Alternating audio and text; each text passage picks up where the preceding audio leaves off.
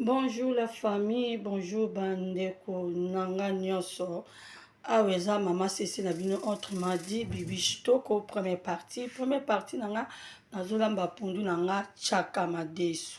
Punda bayombe, boyebi bayombe bacha bepisi ebele te me biso na kilelo toke na uka bongo.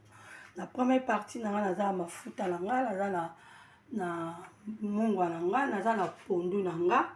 Yango pondu mo ya siri ya kitoko so oza posa pondu bo contacter nga naza na 2 poivrons nanga naza na 2 poivrons nanga naza na 2 poireaux nanga naza na 2 aubergines ail 2 litungulu babengi oignon poisson secret tilapia naza na madesu pondu nanga na otokisa yango na biloko nyonso bongo etangami légumes ça veut dire légumes toza na poiron toza na poivron, toza na aubergine, ail, na matungulu na ko mixango ensemble to tchango na pondu.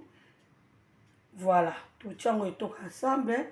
Après na madesu na biso, na tia feuille, litungulu, na tia pe ail, na tia pe sel nanga, na tiki pe madesu nanga etoki calmement.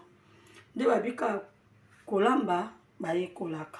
Toza na réseaux sociaux pour na olasala bandeko misusu oyo bayebi kolamba matiaka madesu te bolanda nga na bino ensemble bomona ndenge na olamba pondu na nga botia biloko ebele te oyo kaka totie oyo na pondu na madesu ekoki me moto na moto aza na ndenge olamba poso mpo otie bepisi trop na biloko ezala su gu te so ya bepisi ebimaka biloko mpe fo etokaka vraiment makasi mafuta na biso ezala ebele na pondu. Voilà, merci beaucoup.